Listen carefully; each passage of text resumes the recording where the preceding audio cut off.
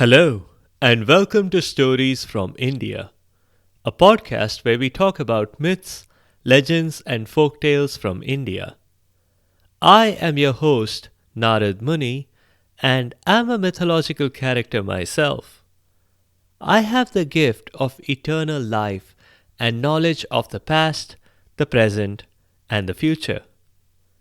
By profession, I am a traveling musician and a storyteller. So, the way I'm doing my job is by podcast. In this episode, we are doing a story about a special kind of fire that can destroy the universe, like the one in Ragnarok. There is a tie in with the previous episode, episode 86, and Parshuram's story. But you need not have heard that one. Today's story also features my mom, Saraswati, the goddess of wisdom. And as a bonus, I will also explain the origin of tsunamis, waves, and tides. The story starts with the origin of that fire. The story starts with a king, Kartavirya Arjun, not to be confused with the more famous Arjun, the one from the Mahabharata. Kartavirya Arjun was a pretty bad guy, not like his Mahabharata namesake. Despite being a bad guy, Kartavirya Arjun was generous, but only when it came to rishis related to a specific Saptarishi. And that Saptarishi was Brihu. A Saptarishi, in case you don't know, is one of the 7 Hall of Fame rishis. They are immortalized in the sky as a star in the Great Bear or Big Dipper constellation. Kartavirya Arjun heaped all kinds of riches on any rishi who was related to Brihu. Reactions amongst the other rishis varied. Some grumbled and moved on to the next kingdom for a handout. Others forged a family tree, showing how exactly they were supposed to be related to Brihu. It worked in some cases. One day, while this king was out hunting, he happened upon the sage Jamadagni's cottage. Jamadagni was a Saptarishi in his own right, and not just because he was descended from Brihu. Jamadagni also had a very special cow. It was Surabhi, and she could grant wishes. Just like having your own personal genie, but with no limits. You didn't have just 3 wishes. And as a bonus, Surabhi also functioned just like a regular cow, giving regular milk, which meant Jamadagni's family never had to browse the dairy aisle of a grocery store. As has been the tradition in Hindu families, a guest, even an unexpected one, was treated like God. Even if the guest had a terrible reputation, like Kartavirya Arjun did. Jamadagni welcomed the king with open arms. He brushed off the welcome mat, used the best cutlery, and used Surabhi to serve the best dishes.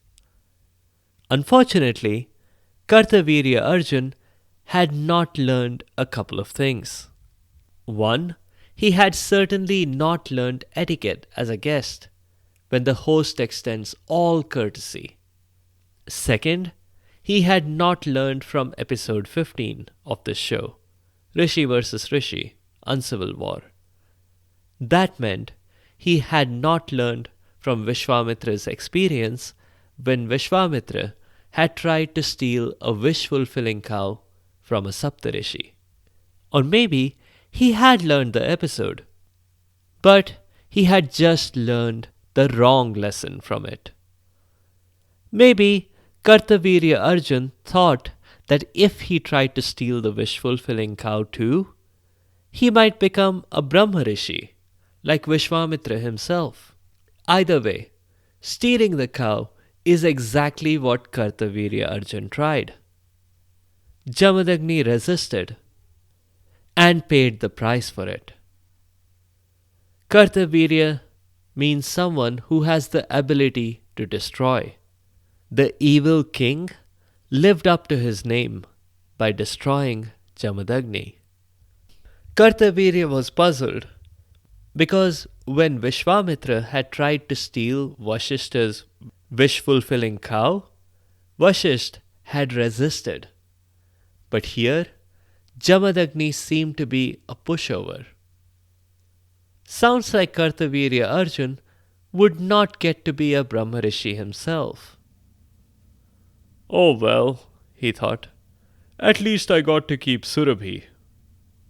But he was mistaken, because Jamadagni's son, Parshuram, also an avatar of Vishnu, destroyed the king's army and then assassinated him. But Parshuram did not kill Kartavirya's sons. He just took Surabhi back home. By a happy coincidence, the sage Brihu, who was himself a Saptarishi, brought Jamadagni back to life. But Jamadagni punished Parshuram for having killed the king of the land. He banished Parshuram. Any other punishment would have prevented what happened next.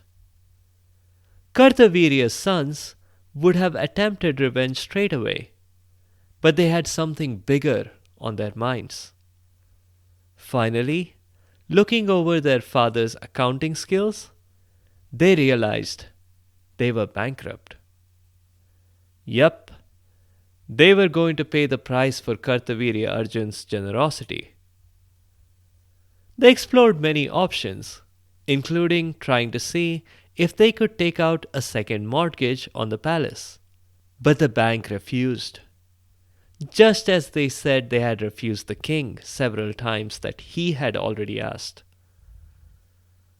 Kartavirya's sons tried to sell gold from the palace, but no one had any money to buy it with, and the creditors refused outright to accept gold as payment. We only accept cash, money order, or demand drafts, the bank clerk flatly told Kartavirya's sons. Also, it was time for his fourth tea break of the morning. Would they step away from the counter now? They could always fill in a complaint form.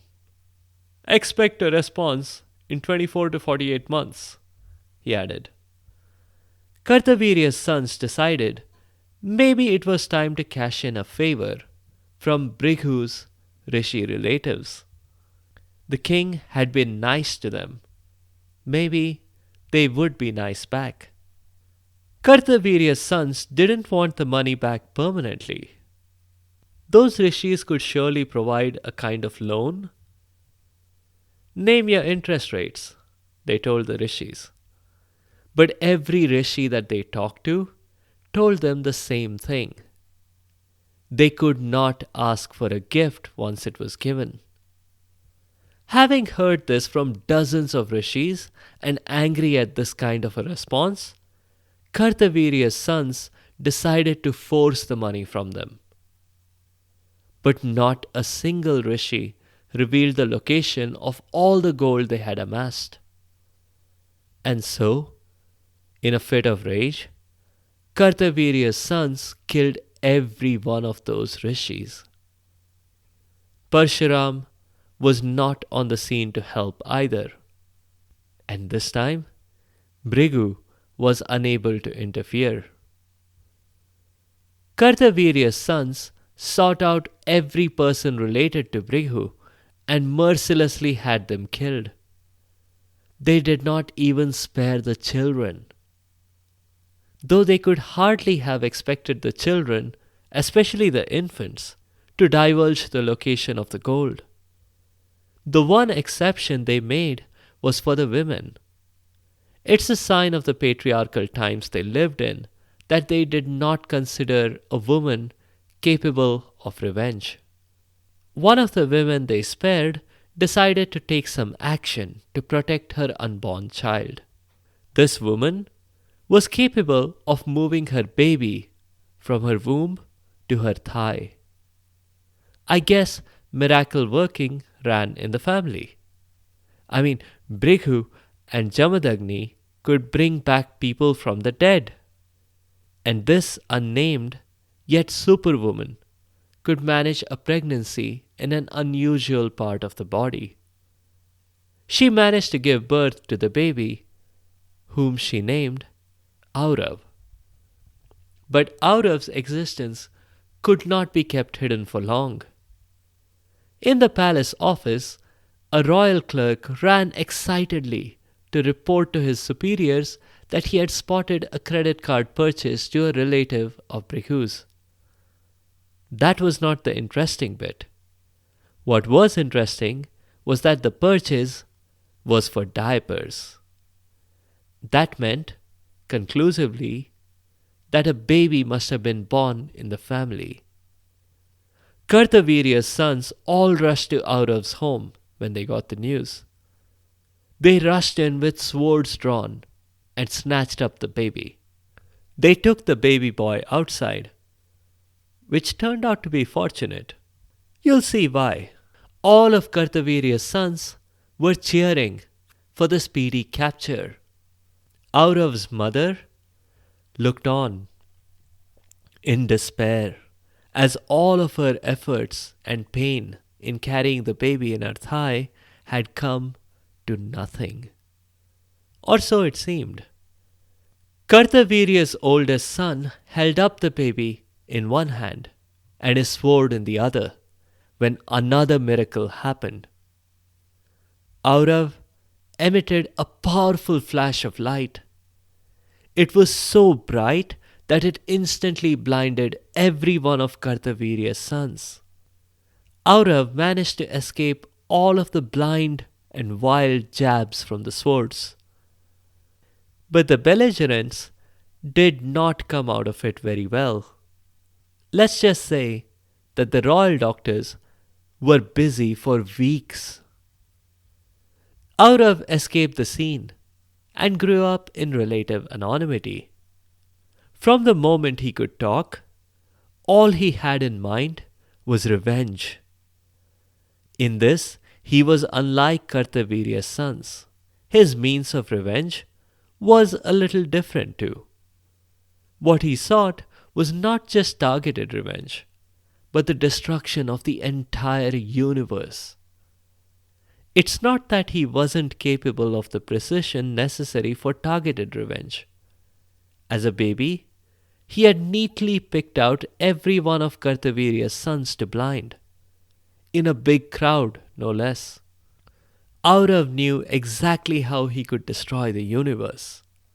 All he had to do was to pray to someone in the Holy Trinity. It made most sense to pray to Shiva, the destroyer. As Brahma, the creator might insist on creating a new universe instead. And Vishnu, the preserver, would be interested in maintaining the status quo. So Aurav prayed. If you've heard these podcast episodes before, you know how the prayers go. If you said on and on for years and years, you'd be absolutely right. As Aurav got closer and closer to invoking Shiva, a bunch of rishis outside of Earth began to get worried. And don't worry, these off-Earth rishis weren't really extraterrestrial. They were just the rishis that had been murdered by Kartavirya's sons.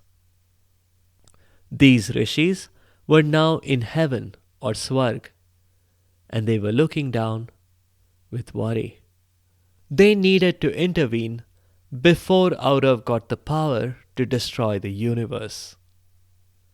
The challenge Aurav's ancestors faced was in getting to Earth. Visiting Earth was no simple matter. There was a lot of red tape. They had to fill in forms and get approvals from two devs. And to jump the queue and bypass the usual visiting hours, they had to get approval from Indra himself. It's a painfully slow process.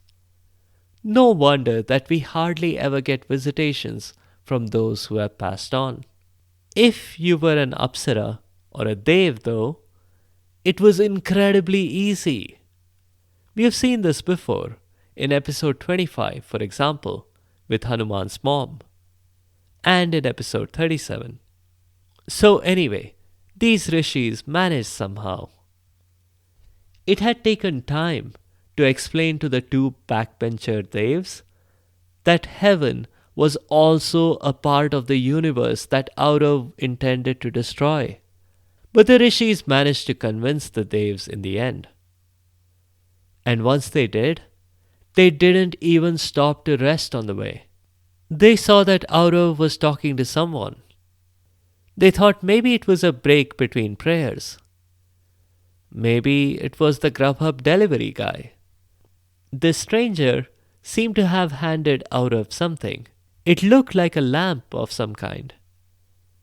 Maybe it was a delivery from Amazon or Big Bazaar. Aurav, stop, said one of the rishis. He had been elected spokesperson because he was Aurav's father. And who are you? Asked Aurav. That presented a new difficulty. What if Aurav just didn't believe who they were?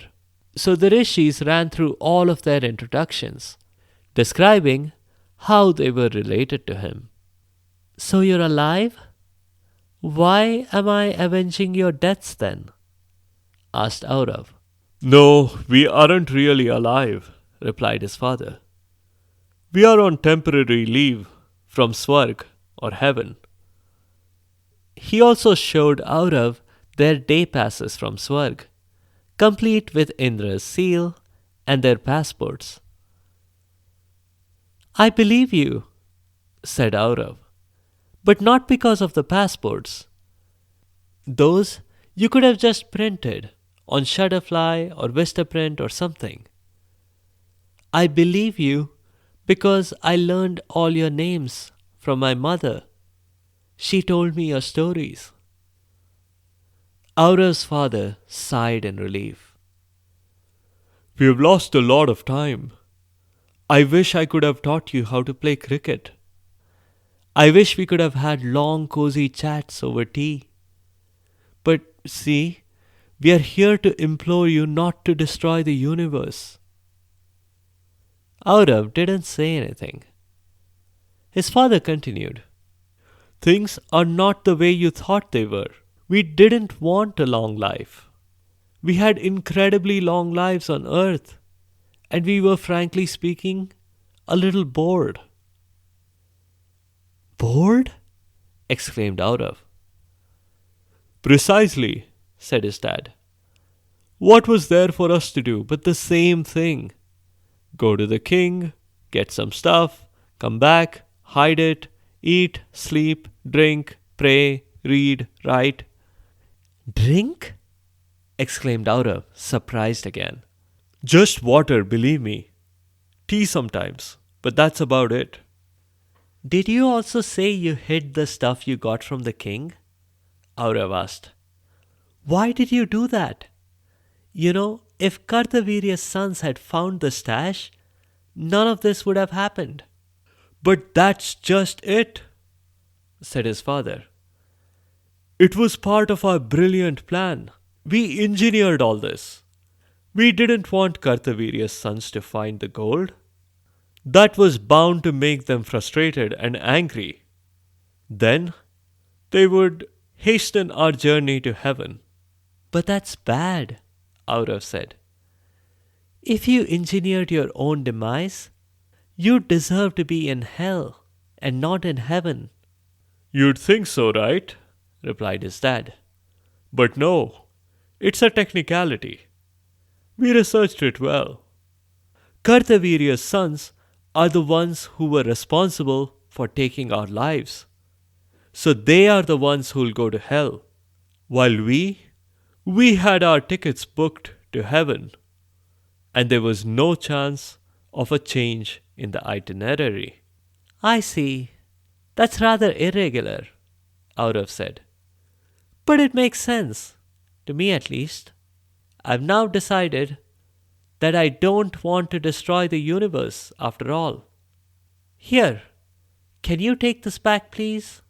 With that, he handed the lamp back to the stranger, who, surprisingly, had been listening with attention. Suddenly, the rishis realized who it was. It was Shiva himself, the destroyer of the universe. Shiva addressed the surprise on the rishi's face. Well, you're wondering why I don't look like my idols and like in my pictures. That's because these are my traveling clothes. He gestured at his outfit. Turning to Aurav, Shiva continued. I can't take it back. You haven't yet had a chance to read the fine print in the instruction manual, but there's no return policy, especially on items of destruction. That flame I've just handed you is about as destructive as it gets.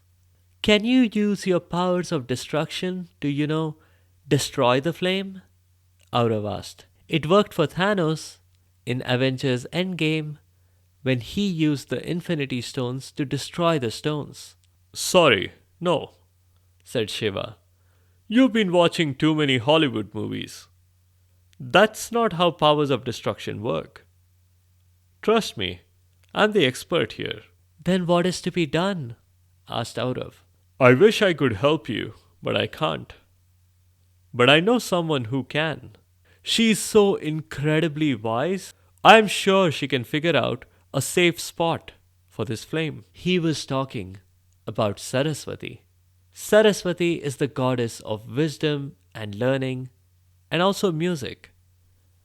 She's also Brahma's wife, and that makes her my mother.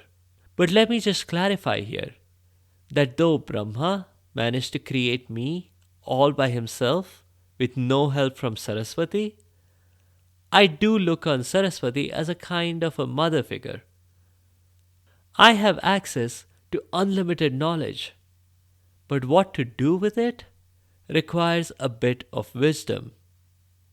And that's where Saraswati comes into the picture. Saraswati arrived on the scene as soon as Shiva paged her. One glance at the scene, and she had figured out exactly what had happened. And she had a solution already. That's Saraswati for you. Not surprising, given she's so incredibly wise. I know what to do, she said. The only place for that fire is on the ocean floor. That way, it won't accidentally set fire to anything. I know what you're thinking, Aurav. Won't the flame destroy the water?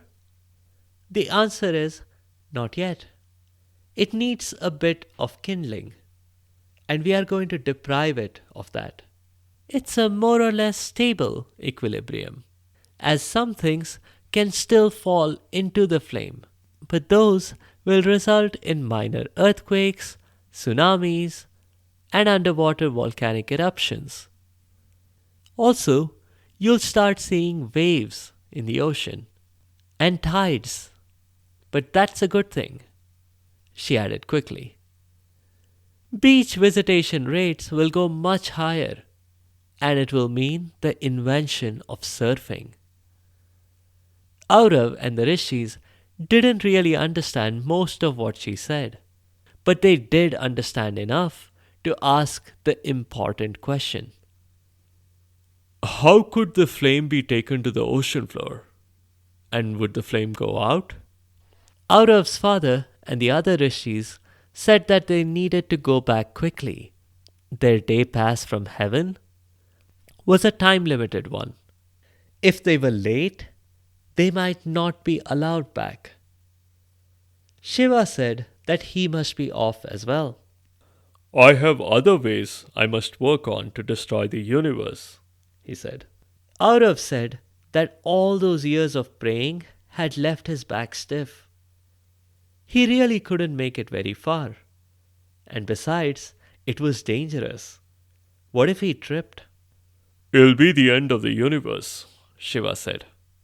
He suggested that Saraswati was really the only one he would trust to not accidentally destroy the universe. Sure, no problem, said Saraswati. I'm going to change into a river first. That way, I'll kind of preserve the equilibrium in the journey. Splendid idea, replied Shiva. He took off, and so did everyone else. Saraswati, in river form, grabbed the flame from Aurav's hand and began flowing towards the Indian Ocean. Far, far away. Frankly, Aurav was relieved. From the moment that he had decided not to destroy the universe, he had been holding the flame nervously. Now, it was like a huge weight off his shoulders. Saraswati flowed fast and sure and deposited the flame at the very bottom of the ocean. I won't say where exactly, in case some pesky adventurer might go exploring and accidentally destroy us all. As it is, accidents have happened. There have been volcanic eruptions and tsunamis that were triggered by random, but thankfully minor, incidents with the flame. One day, though, the flame will take over, and that will be the day the seas dry up everywhere. The fire will spread everywhere. It'll be followed by a crazy amount of rain and a great flood. I know where I will be when that happens. Good luck. But don't worry about it. There's time. Plenty of it. On that cheerfully optimistic note, we'll call it an episode here. A couple of notes on the show. The river Saraswati is not there today. The phrase Ganga Jamuna Saraswati is a very common one to describe the great rivers. Today, Saraswati is thought to be an underground river. Again, the location isn't important. Besides, Saraswati's main work is done. It was to transport the flame to the ocean floor, and that has already happened. There's a link to the show notes on the site about some research about this river. Check it out. You might have seen the concept of a cleansing fire, especially if you have watched some Marvel movies or if you are familiar with the concept of Ragnarok. The existence of multiple great destruction myths across different cultures should not be surprising. In this particular case, some scholars believe that the link between the Norse mythological concept of Ragnarok might have originated at least partly from the Indian version.